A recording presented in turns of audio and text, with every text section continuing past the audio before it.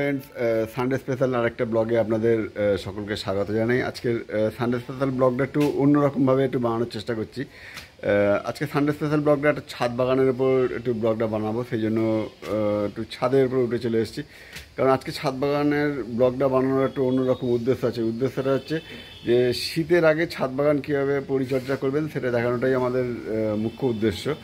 Just শীত পড়ার আগে ছাদ বাগান গিয়ে দেখুন, আমার ছাদ বাগানের গাছপালা কিছুটা কমিয়ে দিয়েছি। তার কারণ হচ্ছে যে আমি দুটো সেগমেন্টকে ভাগ করে নিয়েছি। একটা হচ্ছে যে আমের সেগমেন্টটাকে আমি ছাদে রেখেছি, এবং বাদবাকি যে লেবু টেবুর যে সেগমেন্ট সেটাকে আমি আমার বাড়ির সামনে যে বাগানটা আছে সেই বাগানের মধ্যে রেখে দিয়েছি। তা কীভাবে কী করেছি আমি সেটা একটু জাস্ট দেখাচ্ছি আর কি, একটু আপনারা একটু দেখতে থাকুন। প্রথম পার্ট হচ্ছে যে, কারণ সেপ্টেম্বর মাসটা মনে রাখবেন যে কোনো জিনিস বা যে কোনো গাছপালার প্রুনিংয়ের কিন্তু সবথেকে সেরা সময়। এই প্রুনিং করার জন্য সেপ্টেম্বর মাসটা হচ্ছে কিন্তু আদর্শ সময়।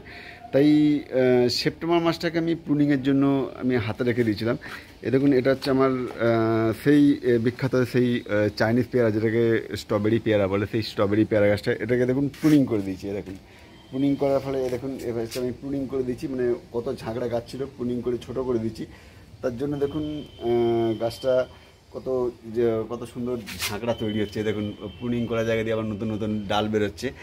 তা দেখুন এপার দিয়ে দেখাচ্ছে, দেখুন এই যে নতুন নতুন ডালপালা বেরোচ্ছে, মানে এই গাছটা আরও ঝাঁকড়া হয়ে যাবে। এবং প্রুনিং করালে সুবিধা হচ্ছে কি, খুব এবছর আরও ভালো ফল পাবো।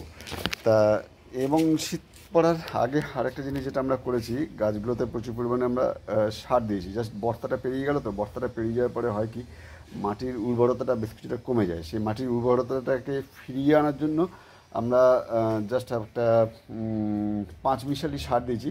কারণ এরম ধরনের গাছ কিন্তু খুব একটা বেশি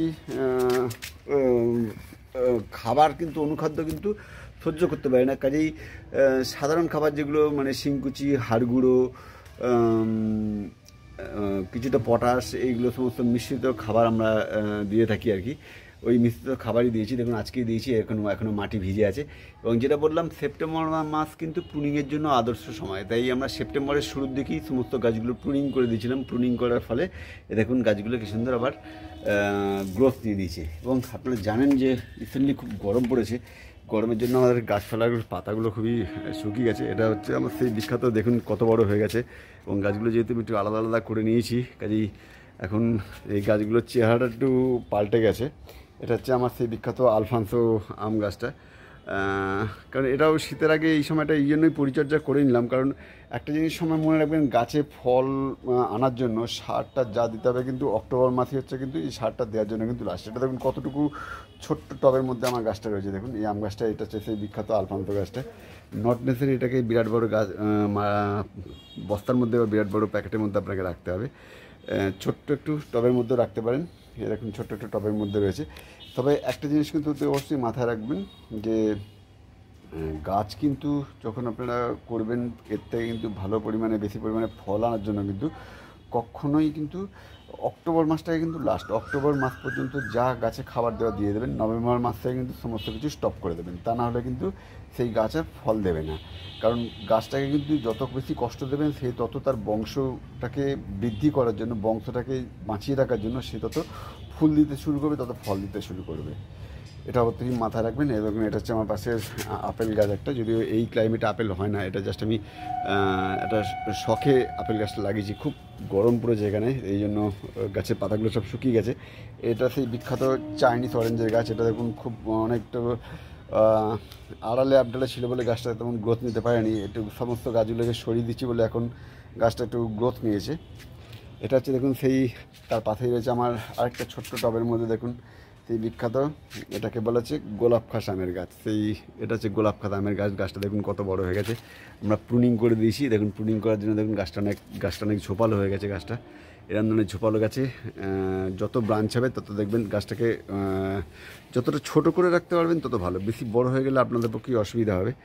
এই গাছটা তো একই রকমভাবে পরিচর্যা। তবে আম গাছের ক্ষেত্রে একটা জিনিস বলি, আম গাছ কিন্তু বেশি অনুখাদ্য পছন্দ করে না। তাই আম গাছটাকে একদম সাধারণ মাসে একবার কি দু মাসে একবার করে জাস্ট শিংকুচি, হাড়গুঁড়ো, একটু পটাশ একটু দিয়ে রাখবেন, তাহলে সুবিধা হবে। আম গাছে কিন্তু কখনো নিমখোল দেবেন না, তাহলে কিন্তু গাছের ক্ষতি হয়ে যাবে। এই দেখুন তার পাশে দেখুন এই গাছটা কতটুকু এনেছিলাম, এটা যে বিখ্যাত পালমার আমের গাছ। দেখুন ছোট্ট একটু টবের মধ্যে পালমার আমের গাছটা রয়েছে, এটাও দেখুন কত বড় হয়ে গেছে পালমার আমের গাছটা। এটাও সেই একইভাবে করেছি। আর এটা হচ্ছে আমার সেই মরে যাওয়া গাছটাকে আমরা অনেক কষ্টে বাঁচিয়ে তুলেছি। এটা আমার সেই প্রথম আম গাছ, এটা হচ্ছে থাই ওয়াল টাইম আম গাছটা। গত বছর যে প্রখর গরম পড়েছিল, সেই গরমে গাছটা প্রায় মরেই গেছিলো, সেই জায়গা থেকে কোনো মতে বাঁচিয়ে ফিরিয়ে নিয়ে আসতে পেরেছি, গাছটা বড় হচ্ছে এখন। এবং এটা হচ্ছে দেখুন সেই আমার বিখ্যাত কাটিমন আম, এটাও দেখুন প্রুনিং করে দিয়েছিলাম। প্রুনিং করার পরে দেখুন কত সুন্দর গাছগুলো বেড়ে উঠেছে। একই রকমভাবে সেই মালদা থেকে আনা আমার বিখ্যাত ফজলি আমের গাছটা, এটা যেহেতু সমস্ত গাছই অ্যাকচুয়ালি হয়েছে কি আমার ছাদ বাগানের সমস্ত গাছ একসাথে রাখা ছিল, তো যার জন্য গাছগুলো আড়ালে আবডালে হয়ে গেছিলো, মানে ছায়ার মধ্যে চলে গেছিলো, যার জন্য গাছগুলো তেমন গ্রোথ নিতে পারেনি। তাই আমি আম গাছগুলো সমস্ত কিছু আলাদা করে দিয়েছি, তার জন্য এবারে একটু একটু করে গ্রোথ নিতে শুরু করেছে। এবং এই পাশে দেখুন এই হচ্ছে আমার অ্যাপেল ম্যাঙ্গো গাছটা, দেখুন এত গরম পড়েছে, দেখুন নতুন পাতা প্রায় নুইয়ে পড়েছে একদম। দেখুন এই পাশটা দেখুন গাছগুলো আমার শুকিয়ে গেছে, গত বছর যে ভীষণ গরম পড়েছে সেই গরমের জন্য এটাগুলোকে ভেঙে দিলেই সব থেকে সুবিধায়, দেখুন ভেঙে দিলাম। তার পাশে দেখুন এই যে মিয়াজাকি আম, সেপ্টেম্বর মাথায় পাতা ছেড়েছে, কাজে এই সময়টা প্রুনিং আমি করিনি এই গাছটা। এটাও দেখুন কতটুকু একটা ছোট্ট টবের মধ্যে আমি রেখে দিয়েছি গাছটা। এবং এই গাছটাতে দেখুন আমার বোল এসছে, দেখুন আমও ধরেছে। এটা হচ্ছে থাই অল টাইম ম্যাঙ্গো। এই একটা গাছ ছাদে লাগাতে পারেন, কিচ্ছু হবে না, এটাকে জাস্ট চাটনি আচার খাওয়ার জন্য এই গাছটা রাখতে পারেন। এই গাছের গোড়াটা পরিষ্কার করা হয়নি, দেখুন ছোট্ট একটু ইয়ের মধ্যে রয়েছে। তার পাশে দেখতে পাচ্ছেন এই আমার সেই বিখ্যাত ব্যানানা ম্যাঙ্গো গাছ।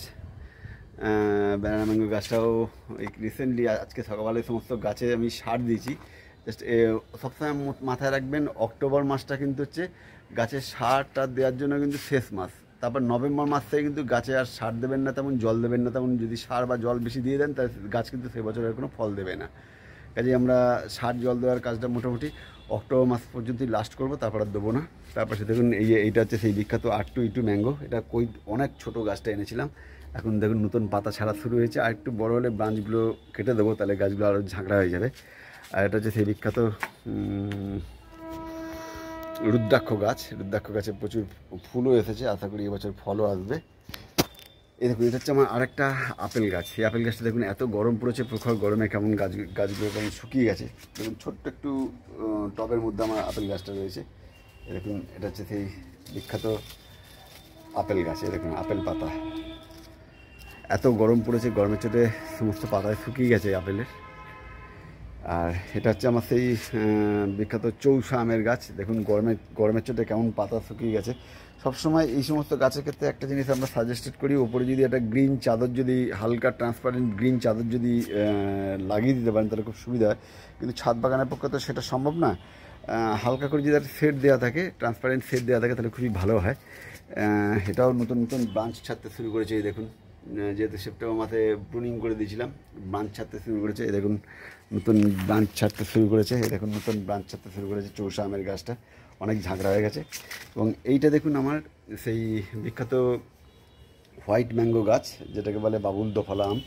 এই আমটা সারা বছর আম হয়, যদি এবছর গরমের জন্য তেমন ভালো গ্রোথ দিতে পারে। আমি খুব ছোট্ট গাছটা এনেছিলাম, এখন গাছটা আস্তে আস্তে ব্রাঞ্চ ছাড়তে ছাড়তে অনেক বড় হচ্ছে। এই গাছটা সারা বছর আম পাবেন এবং আমের ফলনটাও প্রচুর হয়। এবং এই আমটার বৈশিষ্ট্য হচ্ছে, এই আমে কিন্তু দেখুন ছোট্ট ছোট্ট টবের মধ্যে লাগানো, এই আমটার বৈশিষ্ট্য হচ্ছে এই আমটাতে কিন্তু আপনারা পাকলে কিন্তু খেতে পারবেন না। এই আমটা সারা বছর চাটনি বা আচার খাওয়ার জন্য সবথেকে ভালো। ছাদ বাগানের আপনারা অতি অবশ্যই একটা এই আম গাছ লাগাতে পারেন।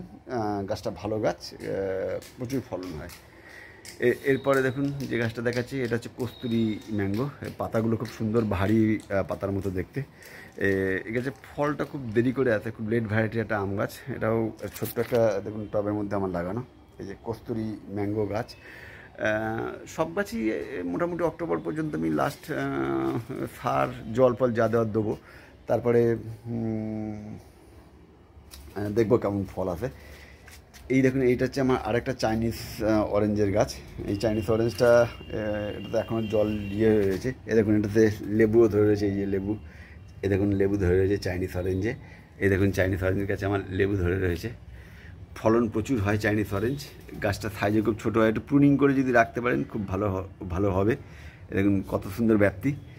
তার পাশে এটা দেখুন হচ্ছে আমার সেই বিখ্যাত পুষা অরুণিমা আমের গাছ।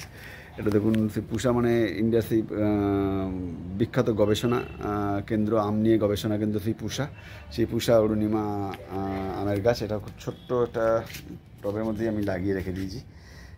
এই গাছটাও আশা করা যায় গত বছর প্রচুর বোল এসেছিলো, কিন্তু এত পরিমাণে বৃষ্টি হয়েছিল যে ফল আমি তেমন তুলতেই পারিনি।